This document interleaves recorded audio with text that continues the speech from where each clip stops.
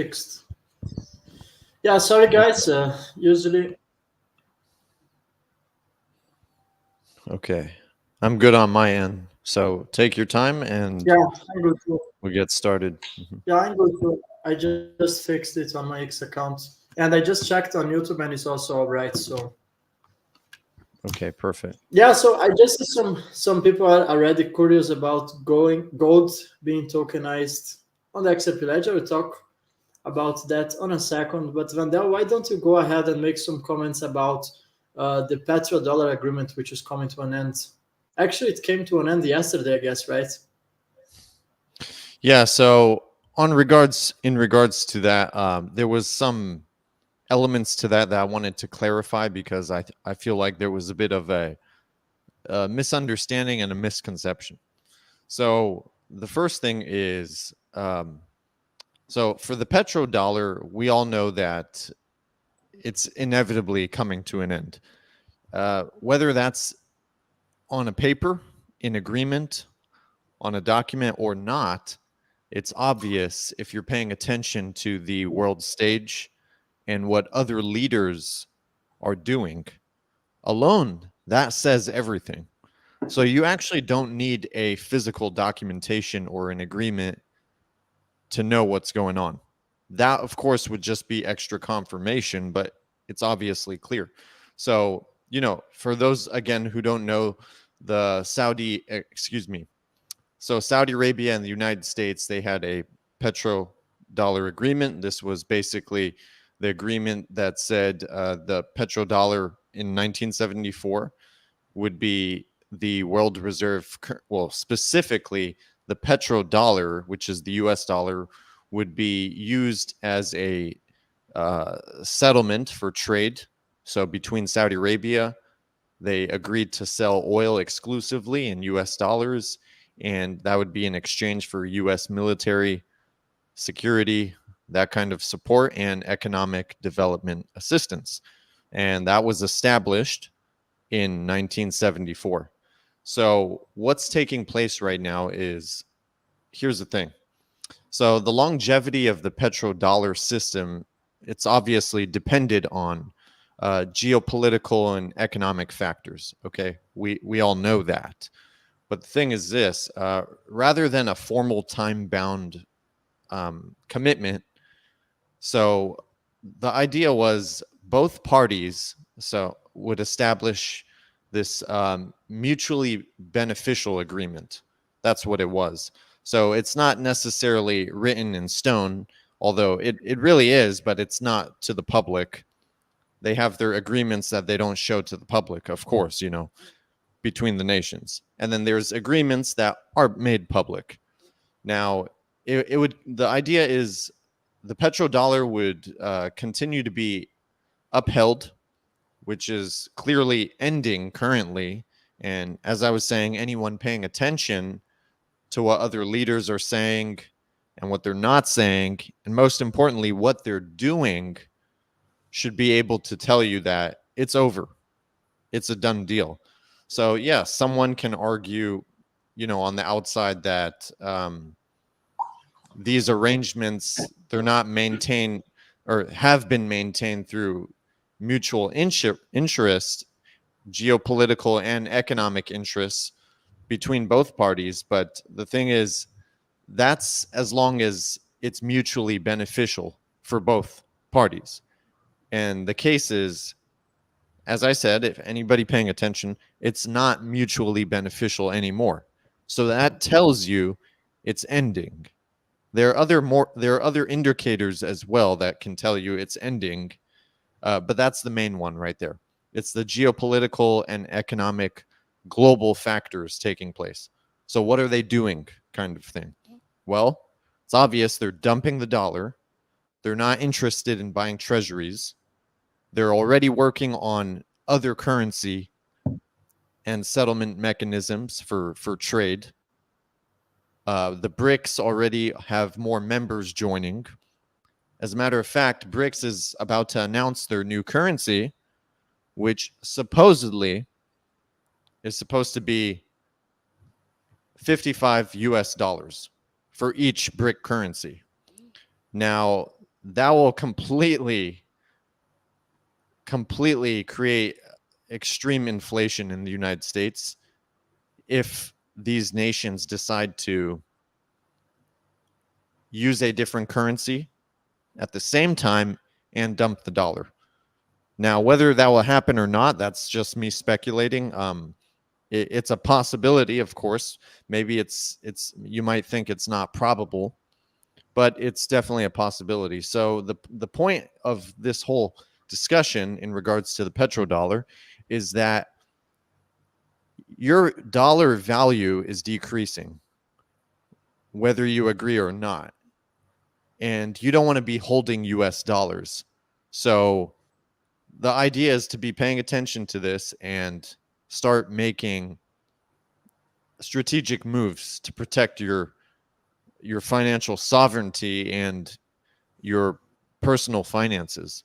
Because if you have a lot of US dollars, they're just going to continue to lose value. And every great empire and fiat currency system, history has shown us, collapses at some point.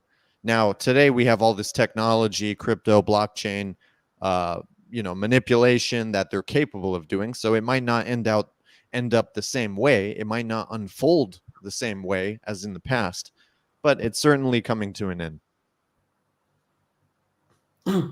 And I think it's it's not a coincidence that there are multiple events taking time simultaneously. I mean, by the time we have in the end of the petrodollar, we have blockchain technology, which is actually evolving at light speed. At the same time, we have Russia and China dumping US bonds, US treasuries at an all-time high. So we have multiple events, the massive inflation. I mean, the dollar is just not worth anything. And people sometimes have a tendency to think that it's only the USD, but you have all these currency pairs like euros to USD, the Australian dollars for USD. I mean, that's a whole system that's debt-based. Central banks around the world are colluded. They have been acting in the same way. So for me, that's not only the downfall of the dollar, as sometimes people are here in Europe and they are thinking that they will not be affected. And I think that's very wrong. I think that's going to be a global transformation with European countries as much affected as the United States. I think the outcome is going to be pretty similar for Western countries, especially not only financially talking, but also from something that I commented on the last week on this podcast, also about how the Chinese model is actually going to dictate the next decades, meaning our freedom is also at risk. And I want to quickly tie this to the price of gold, because the fact that we are actually abandoning this model where the US dollar is the global reserve currency, that means for me, and I want to hear your thoughts on that, Vandell. I know you and Versan did a lot of videos about the revaluation of precious metals and how that's going to be impactful, especially for the price of gold, because that means that we probably moving back towards a gold standard. And as far for my understanding, the more they are actually printing money, the higher the price of gold will have to be to actually counterfeit all of this money printing, so that we can actually fix the inflation problem. I think it's inevitable that we are moving towards a new gold standard. So I definitely want to hear your thoughts on that. Yeah, so first of all, gold has been money and has been around for over 5,000 years. Now, anytime we issue debt, or let's not complicate things, I'm going to explain it in simple English. Issuing debt means creating money out of thin air. That's all it means, okay? Bankers, strategical, central planners, the elites, they like to complicate everything, especially the world of finance and banking and the monetary system, the financial system, because when they keep it so complex and not easy to understand, people never know what's going on. So that's why they keep it complicated. But every time they print money out of thin air, issue debt, asset prices go up. And that includes gold too. Now, the thing is, gold is manipulated, and the only reason the price is manipulated, it's lower than what it really should be, is because of paper gold and contracts. This can easily be done by creating an abundant supply of gold, which is not real physical gold, and they could create this illusion that there is an abundant supply of it because there's paper gold. So that's how you can do price manipulation on the back end. Now, back to what you were saying. Yes, I believe we're going to a gold standard. This directly ties into the blockchain technology and digital assets. They're going to have this tie and this intersection where they connect. They're going to go hand in hand. And this includes commodities too. So, basket of commodities, it could be precious metals, other commodities. But I do believe, based on extensive research, analysis, and speaking to people within my network, and knowing what I know as a former banker and executive assistant to the chief financial officer for two major oil and gas companies based in Dubai and Houston, from my understanding and what I believe is we are going back to a gold standard. And, one of gold's primary roles for central banks is to diversify their reserves. That's why you've been seeing this extensive accumulation of gold from central banks around the world since 2010. And, it's the other thing is what I see happening is gold is going to establish itself as a world reserve asset on the central bank's balance sheet. That's coming. I really do believe so. And I have reasons for claiming that and making that theory. But there's many other reasons behind it. If we go back in history, that really helps you understand where we are and helps you understand where we're going. See, it's very difficult to put the pieces of the puzzle together and know where we're going if you don't understand the history of the banking and financial system and monetary policy. So, as we all know, a lot of the viewers know this, but this is why the Bank for International Settlements, the BIS, reclassified gold from a tier 3 asset to a tier 1 asset, which is basically associated with zero risk. Basically, it's the safest physical asset you can own in the world. That's why they made that change in 2019. And this is exactly why central banks have been consistently net buyers of gold on an annual basis since 2010. And as a matter of fact, they've accumulated over 7,800 metric tons and still growing. And this will tie into digital assets and blockchain technology.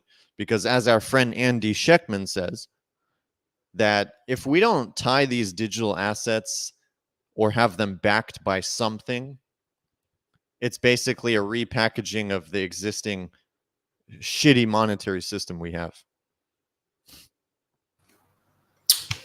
As you said, it's like a multi-dimensional chess game. It's very complex to put all of this information together.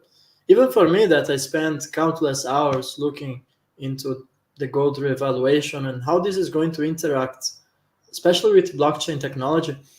And a couple of months ago, I say this for our viewers, I went to the Paris Blockchain Week, and doing one live with Versan, I actually said that in one of these days of Paris Blockchain Week, I had the opportunity to sit with someone that is working in a gold-related company.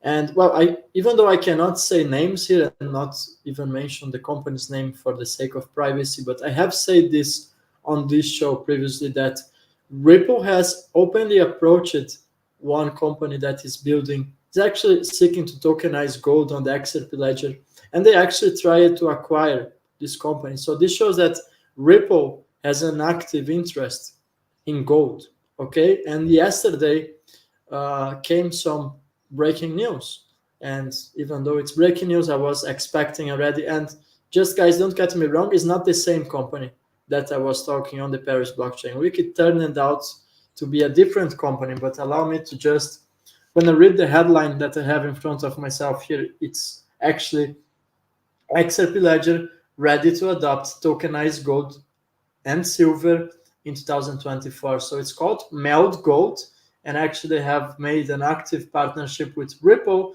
by launching two new stablecoins on the XRP Ledger backed by gold and silver. So I think that's very great news, especially for the XRP Ledger ecosystem. And that just shows that gold is going to have, in my opinion, a fundamental role, not only on the traditional financial system, but also on what we can call the quantum financial system, or the new blockchain based financial system, in a way that gold is also going to play a major role on this new system. So I really think that gold is like at the basics. It's one of the most fundamental assets, if not the most important one. And that's why it's so important to be diversified, not only in digital assets, but also in tangible assets, being the case for gold and silver. So I was just watching a video from Jim, I think it's Jim Richards, and he was making some calculations where he predicted the price of gold to actually to fulfill its role. If we go back to a gold standard, he actually predicted the price of gold to $27,000. He actually presented all the calculations, making it necessary to actually go at least above 20,000. So I think it's really important to be diversified, and that's something that I have to say that you and Versan have said multiple times on your channel, and you were actually the pioneers that, at least I heard. It was like in the past you couldn't say a lot about XRP and gold because a lot of people would come out and say it's a conspiracy theory. And just yesterday, Ripple partners with a gold-related company. So, want to make some comments on that, Vandell? Yeah. So, yes. Well, thank you for that. Yeah, I remember early on we were talking about the connections between precious metals and blockchain digital assets. As a matter of fact, we started when we started bringing on notable guests on the show. Every time we interviewed them, we would ask them about XRP, even though some of them are Bitcoin maxis. You know, that's the thing. We want to bring people on that have a different perspective. Not everybody that we bring on the show sees eye to eye with us. And that's the whole point of a powerful conversation, because now we could bring in to light certain things maybe they didn't see before, you know. But the idea was to get more information on the connection between precious metals, gold, and digital assets like XRP or XLM and some other ones. Now, in regards to what Ripple's working on, I'm going to say this, and you know, people can take it with a grain of salt, but just so you know from experience, and a lot of people do know this already, that a lot of decisions that are made are not made at the last minute by these big corporations, central banks, and conglomerates. The decisions are made behind the scenes, in the courtrooms, at the table with their shareholders and other individuals that are associated with the company. And they think long term. So when they do make certain announcements like this thing you caught on the news regarding Ripple and precious metals, my feeling tells me that this has been something planned out for a long time. And they don't just drop the bomb on people. They slowly reveal the plans, little by little. It's a gradual process. But the point I'm making is that a lot of the news coming out has been already in their plans for a long time. But just now they're starting to reveal a little by little of the information. And that's just how they operate. They never give it all the truth all at once.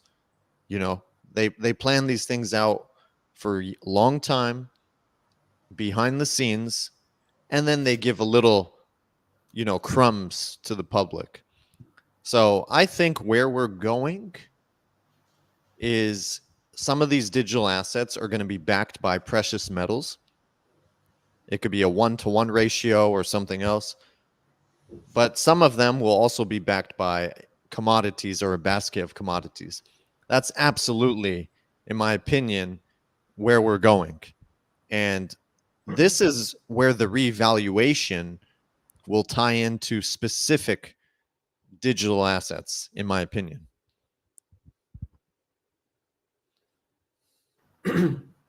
Yeah, I love your comments on that. And we can briefly touch in something else that has happened. I think yesterday came the news that the G7 countries are actually lowering interest rates. So with that comes a lot of economical consequences, especially in my opinion for the middle class and hurting business around the world. I think it's a short-term solution for a problem that is generalized, creating more inflation. So how do you see that, Vandell?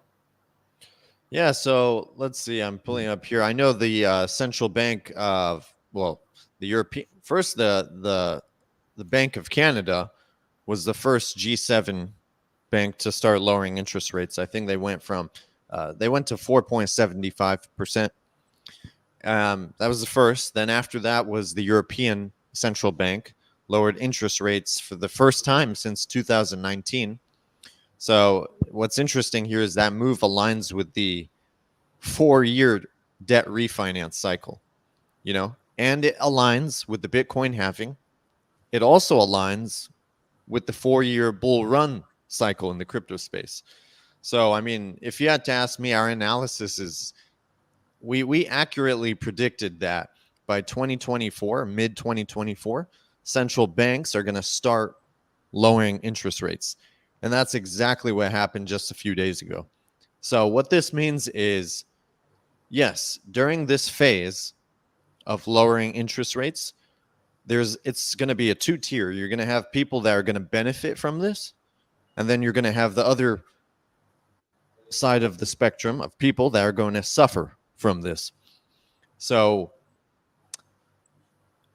it's just the beginning of central banks lowering interest rates, and more central banks are going to follow. Now, the United States, this is something David talks about from Digital Outlook very often, but he says a lot of times the U.S. central bank, they'll go after. They're not going to be the first ones to punch the ball. So we can expect that other central banks in the U.S., the Federal Reserve, are going to follow and start lowering interest rates. That's what's coming, because they need to refinance the debt, and they can't do it with a high interest rate. So there are many reasons for them lowering rates, but that's one of the main reasons, because we're at the point of the cycle where the debt needs to be refinanced, and they still need to pay the interest on the previous debt from the 2020 and the stimulus and all that. Yeah, it's basically a snowball effect, and I think the only solution is going to be an economical reset, which is actually aligned with going back to a gold standard. You know, Yeah, definitely. But another thing that's, well, in regards to interest rates being lowered, so lower rates reduce the cost of borrowing, of course. So that's a good thing, encouraging, spending and investment. But it's a bit different this time. Why? Because before, when we had lower interest rates, inflation wasn't as high as it is today. The cost of living was not as high as it is today. So now they are starting to lower interest rates, but the cost of living, the buying power of the dollar, is significantly weaker than it was 10, 20 years ago. So even 5 years ago. yeah, even 4 years ago. Exactly. Now, so one of the reasons that cryptos, in my opinion, are going to shoot up as they start lowering interest rates is because the thing is this: it's going to increase more demand from investors and institutions to move to riskier assets. And that's stocks, cryptocurrencies, digital assets. So if you look historically at the previous crypto bull runs, and this is something I talk about constantly, is that the debt refinance cycle, it's every 4 years. It's actually every 3 to 5 years, but if you average it out, let's say every 4 years. That's when the debt needs to get refinanced. That is the same time every 4 years as the Bitcoin halving and the bull run cycles. So they coincide together. Now, the thing is this, when they do lower the interest rates, that happens to be around the same time they print money, they issue some sort of stimulus or form of money supply, into the M2 money supply that makes its way into the system, into the economy. And that's the same time we have a bull run with a lot of these cryptos and digital assets. So look at it now. They did this 4 years ago. They issued money, they issued debt, printed money, and we had a bull run cycle. This was 2020, 2021. 4 years later, here we are today, where the Bitcoin halving was in April. Crypto bull run is just getting started. Now, central banks are starting to lower interest rates. And we already know they're going to continue printing money because that's what they do. They just print money and asset prices go up and your buying power goes down. So what I'm saying is they're going to lower interest rates. And whether people think it or not, this is how the liquidity cycles work and the debt refinance cycle. When they lower interest rates, you're going to see digital assets and cryptos start pumping. And this is going to be a result of lowering interest rates and printing more money. And that's what's coming. Yeah, I think there is the benefit on the short term that at least crypto can get benefited from this transformation. And there is some headlines that I want to read over here, which I think is very relevant for the current times. And that's about Tether. And it's very interesting how Ripple stablecoin is coming at the same time that Tether is actually getting vanished away, especially from Europe. But we also know that there is a risk in the United States as well. So Binance is removing non-MiCA compliant stablecoins for users in the Union European. So that means MiCA is actually the European regulation for crypto, impacting Tether and other, they called it unauthorized stablecoins. So there is a chance that they're gonna actually unleash Tether from Binance in Europe, And I remember watching on the Paris Blockchain Week for any sign of Tether, and why I talk so many times about the Paris Blockchain Week, because it's a great indicator of what are the trends, especially for Europe. And there was no sign of Tether. Nowadays we know that Tether has not been fully audited. We know that Tether has been fined by the CTFC in over $40 million. CEO has not come in public for a long time. So I think there's a major shift in the old crypto days that we used to have Tether as the major stablecoin. And I think that's very interesting to see that Ripple somehow predicted this. I mean, the same time they just launching a new stablecoin on the XRP ledger. And I think it's very interesting that we might see that Tether is going to be unable to actually purchase US bonds because they have been doing that for a while. And that only leaves me room to speculate if Ripple is going to be the next one that's going to be dealing with the US government. Do you have any thoughts on that about Tether? Tether. Yeah. I think Tether is, I know Versan says this a lot, and you do. It's a ticking time bomb. So it's kind of like the US dollar. It's backed by nothing except just confidence and thin air.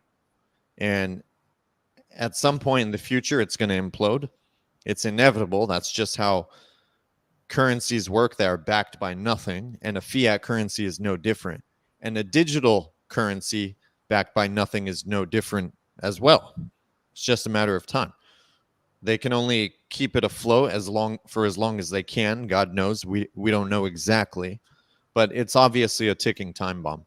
And that's why even when I keep funds in some of my accounts, I'll never keep them in stable coins.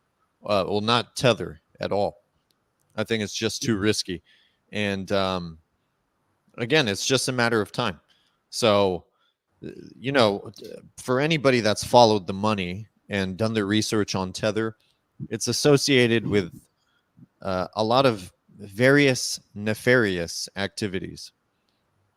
And of course, one of them is keeping the price of Bitcoin up and the crypto space as well, but other activities as well.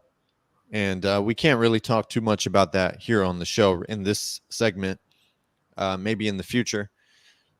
But it's tied to different nefarious activities. It could be, you know, money laundering and some other things, which we'll cover at some point. So I think what they're doing is they're just, I mean, it goes back to them just buying time. They're just buying time. They're using it for multiple purposes to serve their own interest, and they're just buying time at the moment. But it's a ticking time bomb, and it's going to come to a point where they have to crack down on it. And I would like to say something too. If Tether was able to flourish and continue being used as a stablecoin for this long in the United States, that tells you that the policymakers allowed it. Okay?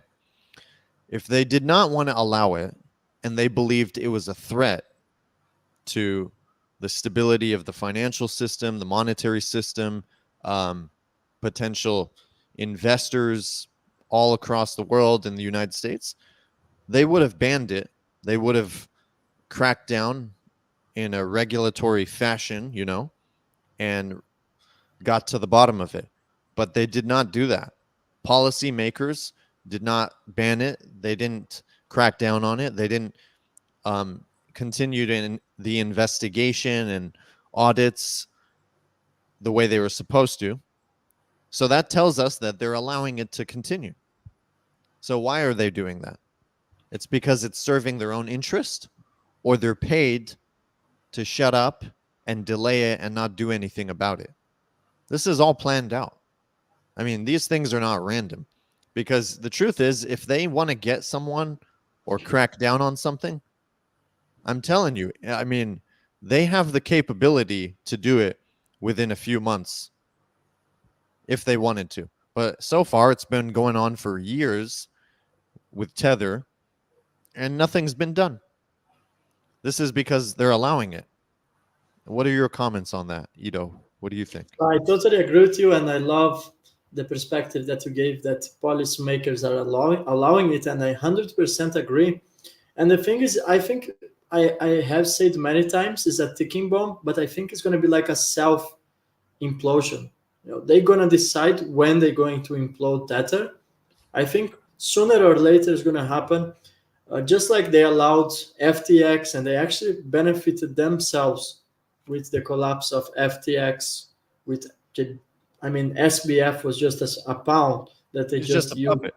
Just a puppet, exactly. Yeah, of course. And very similar to what happened to UST. You guys remember Luna has also collapsed. And the very sad part about the collapse of the whole Terra Luna ecosystem is that the people affected, one thing is you have your investments, and that's right, you know, invest in crypto, and you know there is a possibility that this, when you're investing, you are actually psychologically prepared that you have, even if it's a very small chance, your assets can go to zero. But when you have the case of UST, you have people who are actually holding a stable coin, and it's not, that's a difference between life savings and investments, you know. And you had people losing their life savings because they were not prepared for a stable coin to collapse. And you said a very valuable advice before that: when you hold stable coin, when you have money, and I do the same, when I have let me put in other words. I have most of my crypto in multiple cold wallets, but I do have some money in exchange. It's a small fraction of my portfolio. But whenever I hold this money in exchanges, I'm not letting in Tether. I might choose USDC, which I kind of trust more than Tether. I might live in euros. I'm not saying euros are the greatest safe haven, but if I have to compare with Tether, I think it's far more safe than holding a stablecoin that is virtually backed by nothing, which has been fined by the CTFC. I said this multiple times. It's actually a ticking bomb. It's just a matter of when they're going to press the button. Also tied to Evergrande. So we have the collapse of real estate happening in China. Evergrande is highly connected to Tether. So be very cautious when you guys holding Tether on exchanges. I don't recommend that. Yeah, and I wanted to say something regarding USDC. So personally, I don't have anything in stablecoins. However, though, USDC is obviously a safer option if you're going to have any in a stablecoin.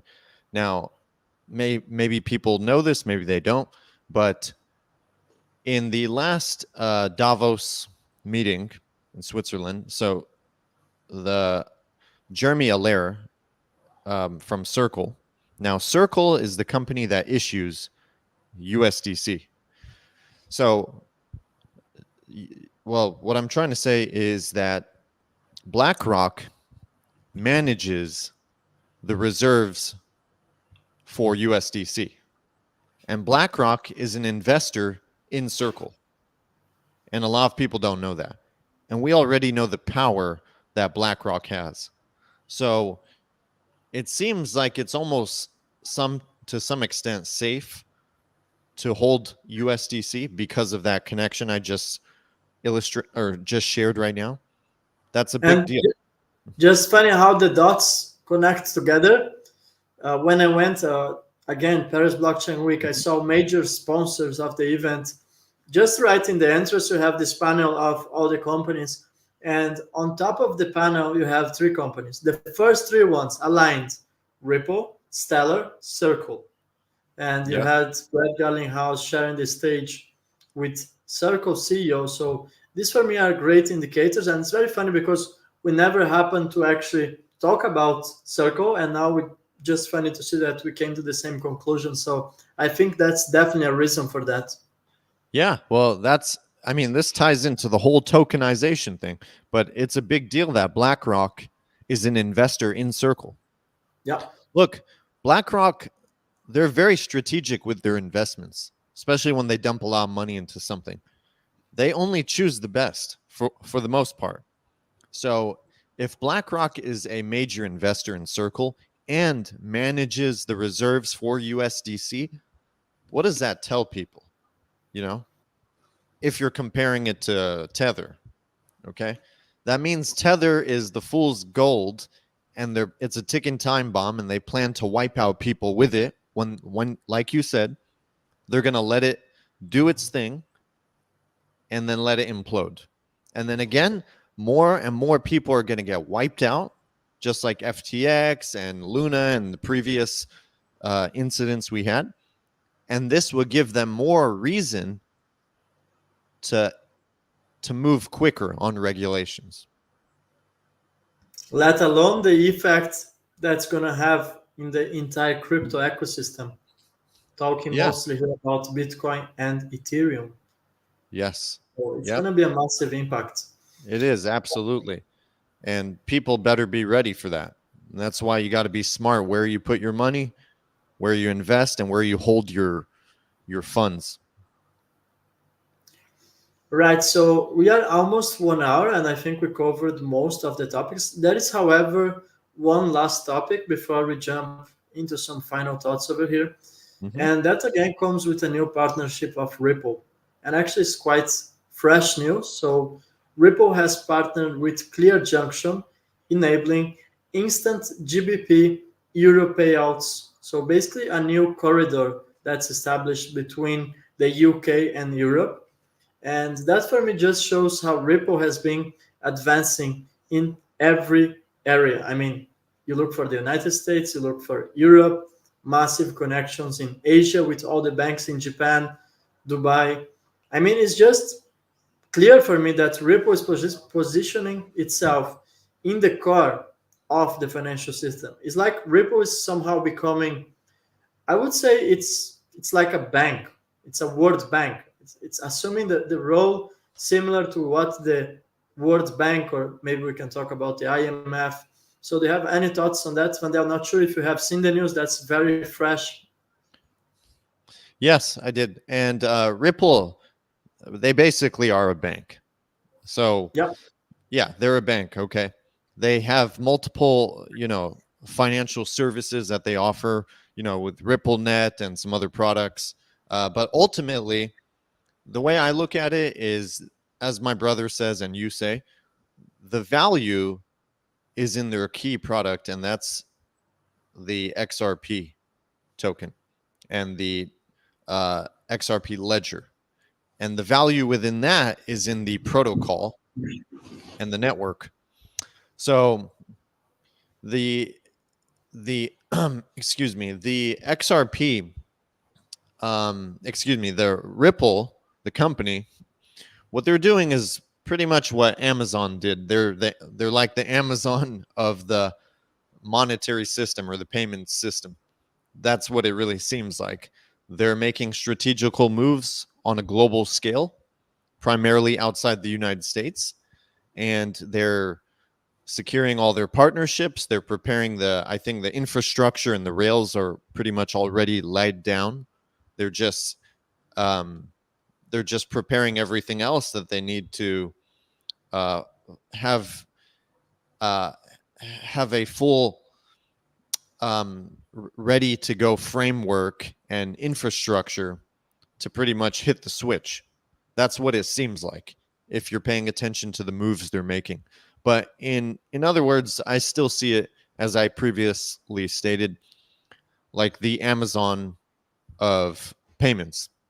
And that's what it seems like they're doing. They're positioning themselves very strategically on a global scale at the moment. That's what they're doing. Yeah, I totally agree with you. It's like we said already, it's a military operation. I think Yeah, it's and almost another thing I want to mention is I know a lot of people talk about price and market cap. First of all, I don't even check the price anymore. It's been a while. Occasionally I'll see what's going on in the market since I monitor everything. But as for looking at prices for some of these digital assets, no, I'm not even concerned about it. I don't even think about it because I'm a long-term investor. I think on a long-term horizon. I don't focus on that. I know what I hold. I made the investments. I'm protecting my investments, and I forget about it. You know. But where I was going with that is that the price. A lot of people will have this theory or say, "Oh, it's not going to do anything because the market cap is this, but for it to get to $2 or $5, it needs to be this market cap." Now, for people who don't know, market cap is just a psychological metric. Okay, the market cap of Amazon and some big names and stocks, big companies, they were very small at one time. But once the use case really kicked in and mainstream adoption took place, the valuations of those prices increased significantly. And guess what happened to the market cap? It exploded, okay, over a span of months and even years. So the whole market cap argument is the stupidest thing I've ever heard, and it's irrelevant because the market cap today does not determine the market cap next year or tomorrow. That can completely do a 180 and go from this number to something significantly higher. And that's what will happen with some of these digital assets. That's exactly what's going to happen. And we've seen this with the dot-com era and the internet boom with various companies. And I know I keep referring to Amazon, but that's just one example. Google is another example, and there's several more. So what do you think? That's really how it plays out. 100% agree. I think people brought up this concept a lot from the stock market, and cryptos aren't inherently owned like stocks. So, in my opinion, market cap is a secondary metrics. We should not be making price predictions based solely on market cap. And there's a lot of crypto bros, especially the Bitcoin maxis, that they love to utilize this comparison of market cap, which makes absolutely not sense. We just talk, as Versen also say this, I don't even see XRP as just a cryptocurrency. For me, it's a piece of infrastructure of the new financial system, something that's gonna run trillions, if not more, trillions of dollars in transactions and cross-border payments, tokenizing. Basically, everything can be tokenized on the XRP ledger. So there is plenty of room for the market cap to do like 1,000x from current levels. If we just Yes, think of about course. yeah.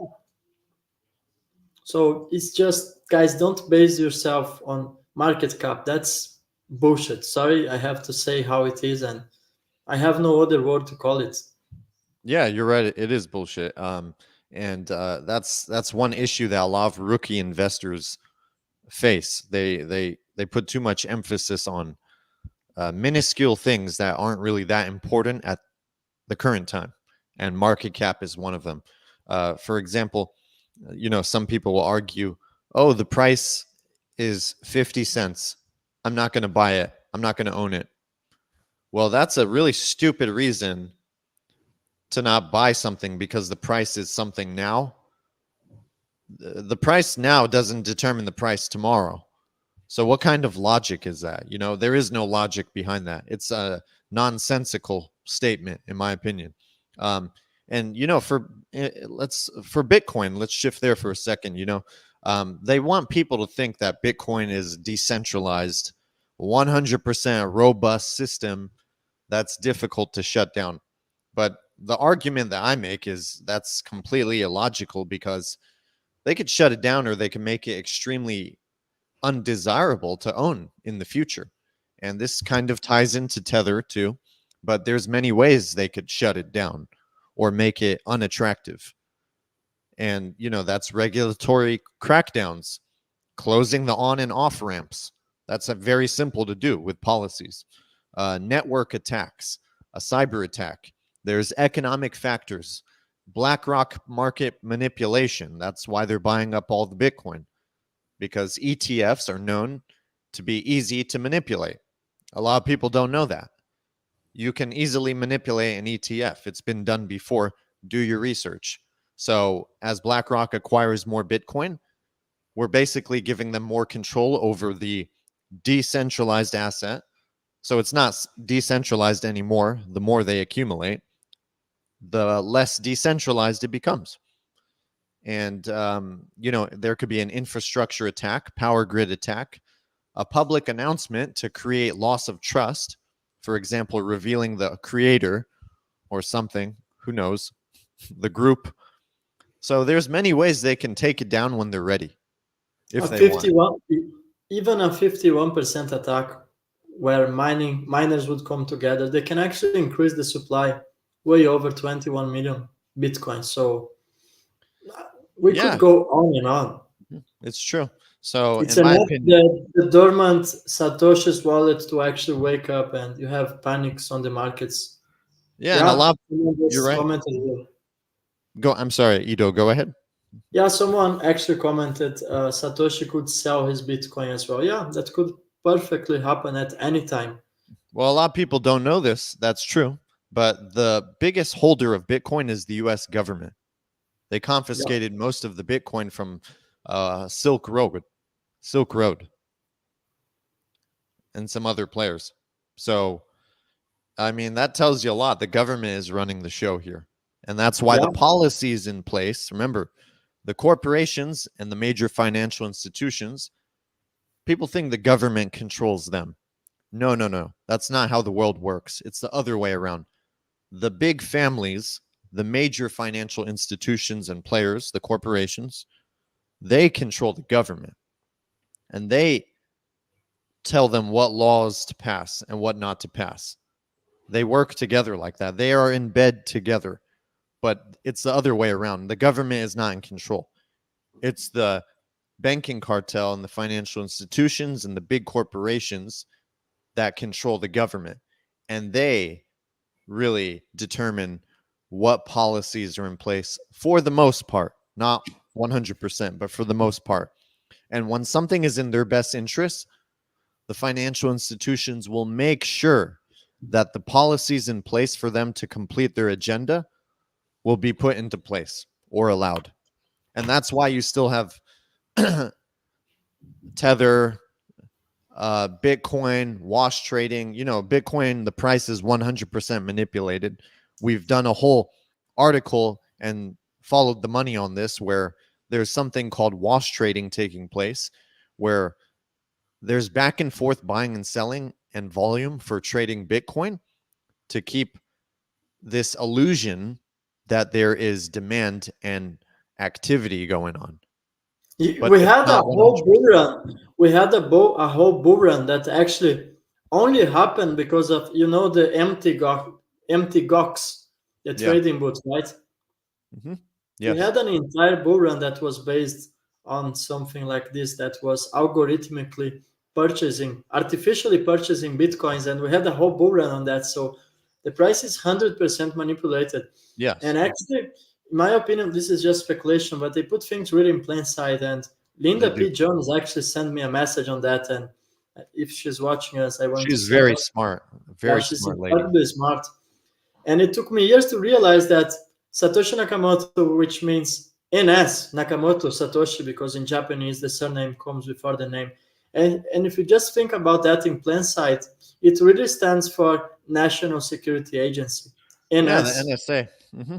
NSA, Yeah. and actually XRP was initially called XNS. So X stands for a currency that's not issued by any countries. So you have NS, Nakamoto Satoshi, which actually equals National Security Agency. So there you have the currency of the National Security Agency.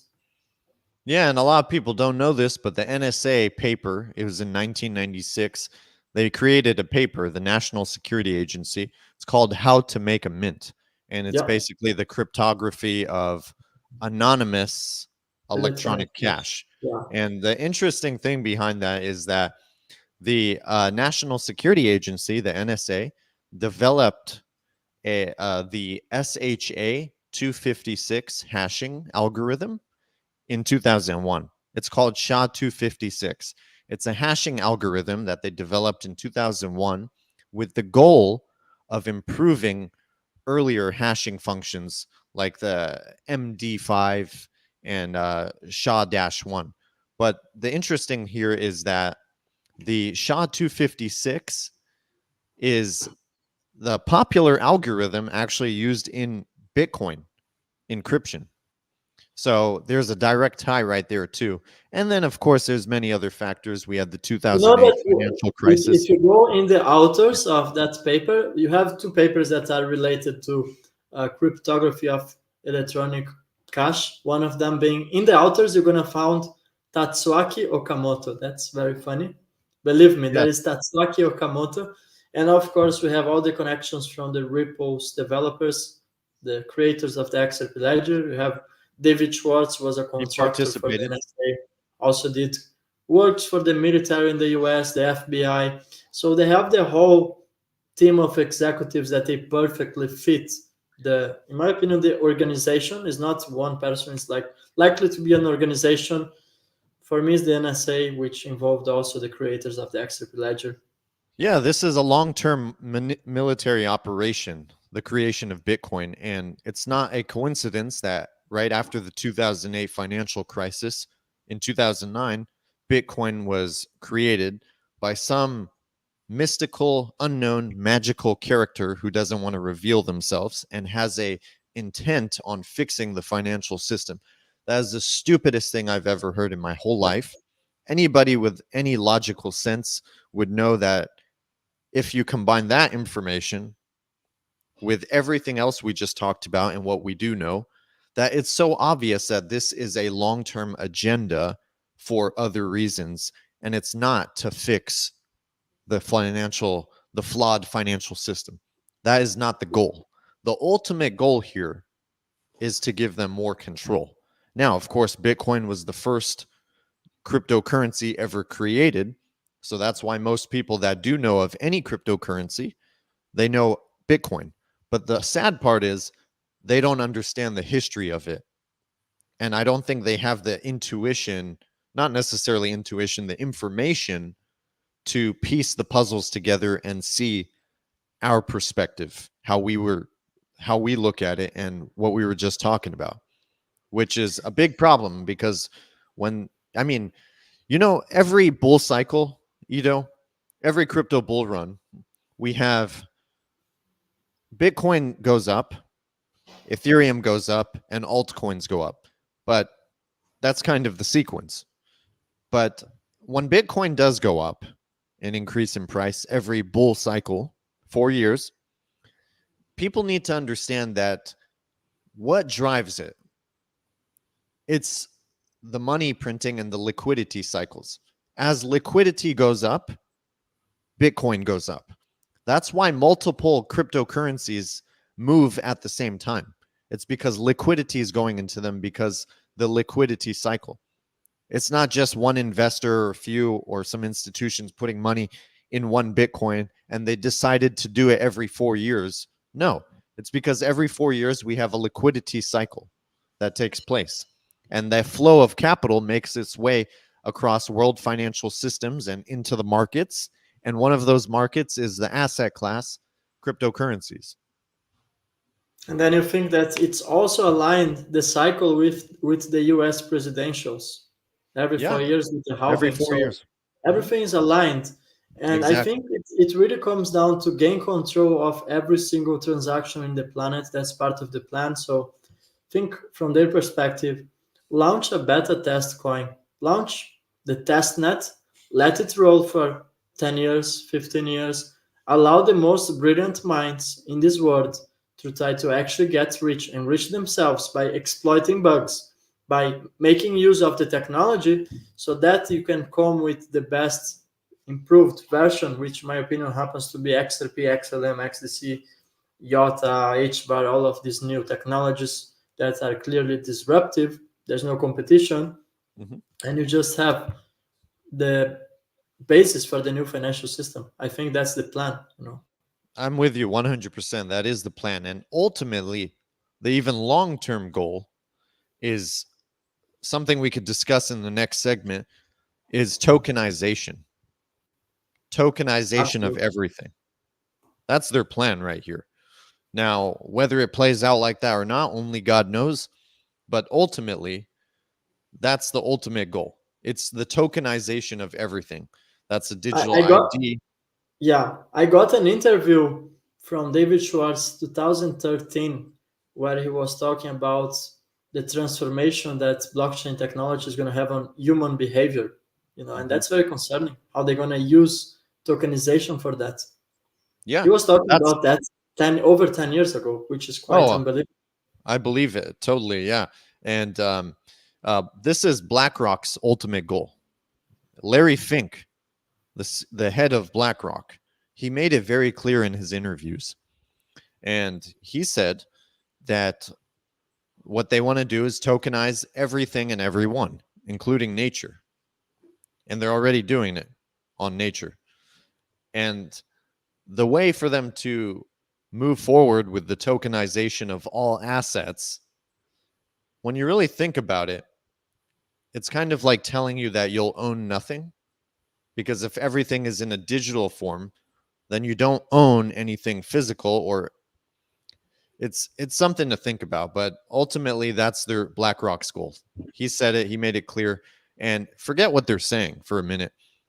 If you actually look at what they're doing, that's their goal. For example, Mark Carney, who's with the United Nations, I think he's the director of climate change right now, but he was the former Bank of England. He was on the Financial Stability Board, and he works closely with BlackRock on tokenization. So there's a few people behind the scenes that people don't even talk about. They don't get any media attention, and that's how they like it. They don't want the attention. But if you look at their paperwork, their documents, their publishings, what they're saying, the conferences and seminars, conferences and panels they attend, that's what they're saying. They're telling you in plain sight. This is the goal here. And then again, Larry Fink said that.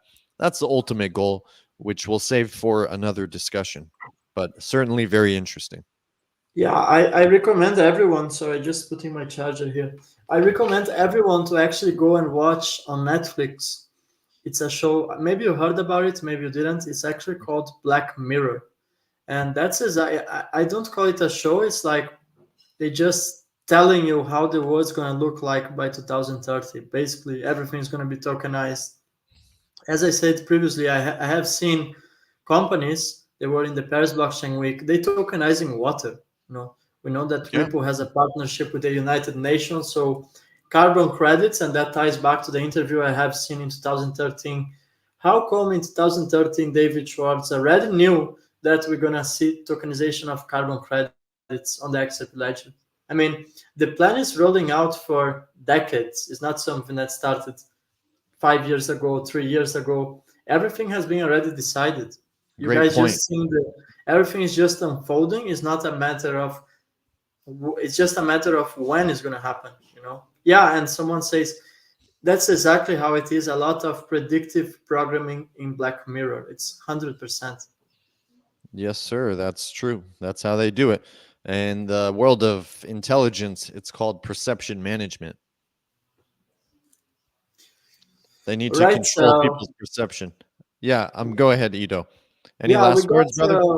over 1 hour and 20. So I think we just jump into the final thoughts. So first, I want to thank you, Vandell. Had a wonderful time with you today. Always. We took over the show. I hope that we didn't disappoint our audience. We were supposed to have Versan and David, but if you just joining the show now, you can watch the repetition. It's going to be on the YouTube channel of Vandell on the Black Swan Capitalist, and you can actually watch the repetition. You're going to find that in the first 20 minutes, we indeed had Versan and David. They were actually in the airport, and that's the reason they had to take the flight. I tried to tell them to convince the captain that they should delay the flight, but they didn't hear me. So hopefully they will catch up next Monday. So yeah, thank you. Any final thoughts? Yeah, I just want to thank everybody for watching Edo and I speak today. I hope everybody finds some value in the information and the discussions we're having. And Edo, I love you, man. It's always great Love talking to you. you. Yeah. I'm really glad that we're building this community and this connection because this is what the world needs. We need more like-minded people to connect, set aside our differences, and wake up together. This is how we'll make change. Besides that, there's no other alternative. So Absolutely. I'm, And let's I'm see next week we can go deeper on the tokenization aspects and how we can actually protect ourselves, because I think that's the big thing right now. yeah, definitely. Definitely next Monday we'll be able to get into those topics. And last thing I want to say, anybody watching, as you know, Versan and I, we have a Black Swan Capitalist YouTube channel and our website where we offer one-on-one book calls and sessions for anybody that needs to have some personalized assistance or discuss any of the topics we primarily focus on. Feel free to reach out to us. And the last thing is, I do have my personal YouTube channel that I did set up not too long ago, where I cover a variety of topics and a lot of short clips I post up there. It's called Vandell Aljarrah. It's my personal YouTube.